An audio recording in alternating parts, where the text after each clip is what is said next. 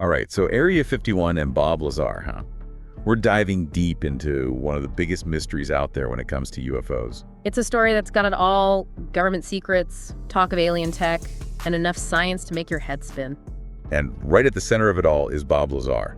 Back in '89, this guy, he blew the lid off everything we thought we knew about Area 51. I mean, before Lazar, Area 51, it was just this big question mark, this place shrouded in secrecy. The government wouldn't even admit it was there. It was all whispers and blurry photos. And then Lazar comes along and he's got details, specifics. He says he worked at this hidden facility, S4, where the government's reverse engineering alien spacecraft. And not just one spacecraft either, 9. Lazar, he didn't just stop at saying they were there. He described how they worked, what they were made of, even drew diagrams. See, this is what gets me. Lazar wasn't just telling some story about little green men. He was using physics. I mean, some of it sounded crazy, sure, but it had roots in real science. That's what grabbed everyone's attention. Scientists, skeptics, everyone. He was talking about controlling gravity, using this exotic element for energy. These were things that, yeah, we couldn't do, but some physicists were saying, well, maybe it's not impossible. Like he was describing magic, but maybe it was just technology so advanced it looked like magic to us. Exactly.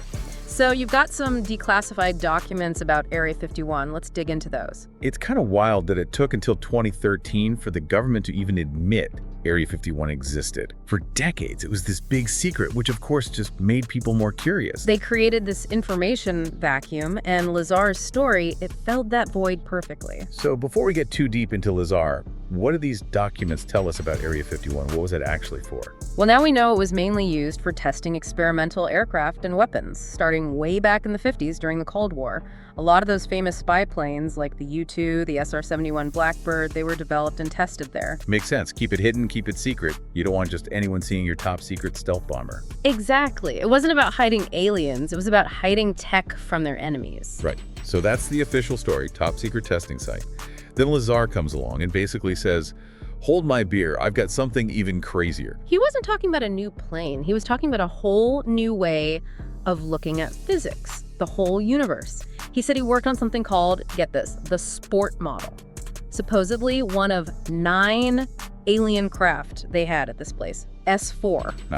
9. Okay, gotta admit, that's a number that gets your attention. It's not just one crashed UFO, it's a whole fleet. So how did they even get there, according to Lazar? Well, this is where it gets really interesting. Lazar said Roswell and other events like it, they weren't really crashes like we think of them.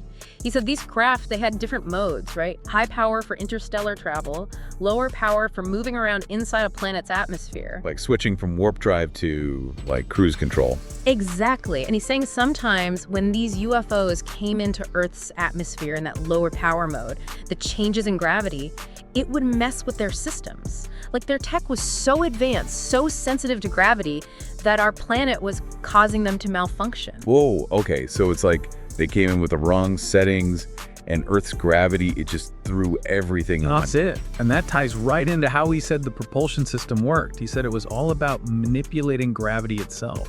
Okay, so this propulsion system, I read the stuff you sent, and I'm not gonna lie, some of it went way over my head. He's talking about element 115, gravity amplifiers, waveguides. How did he say this thing actually worked? It's complicated, but picture this. Element 115, that's the fuel, right? And remember when Lazar first talked about this, element 115, it was completely theoretical. Nobody had ever even made it, let alone use it for a spaceship. Exactly. But Lazar said, when you hit element 115 with protons, it makes this reaction, generates a gravitational wave. Think of it like throwing a rock in water.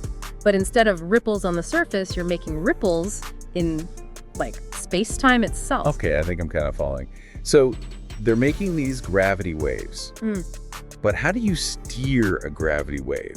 That's where the gravity amplifiers and waveguides come in. These things, Lazar said, they amplified and directed the gravitational wave, created what he called a gravity bubble around the craft. So instead of fighting gravity, fighting air resistance, they're like surfing on a wave they made. Oversimplifying a bit, but yeah. They were manipulating space-time, basically, making their own little gravitational field. Which, if it's true, would explain how some of these UFOs do those crazy moves, right? The insane speeds, those sharp turns. Exactly. But we gotta remember, everything Lazar said, it's just that. It's what he said. We don't have proof. Right, and he's not exactly the most reliable guy, let's be honest. Putting it lightly. But here's the thing that always gets me, even with all the doubts.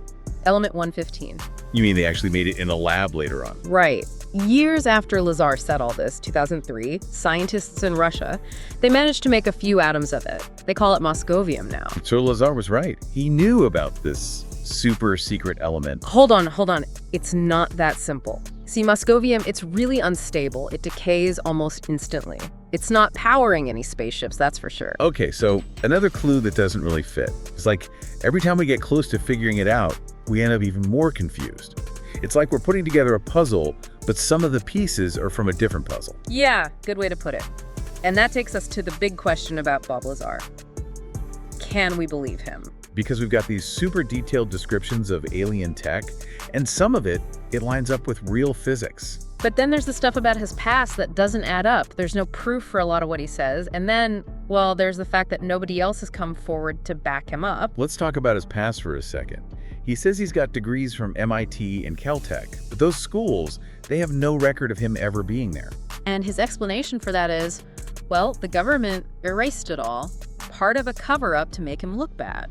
Which, come on, that sounds like it's straight out of a movie, doesn't it? Yeah, it's a little too convenient, maybe. But then there's Los Alamos, that's the national lab. Didn't they say he never worked there at first? That's right. But then someone found a phone book, an old one from the 80s, and guess what? Bob Lazar's name is in there, listed as an employee.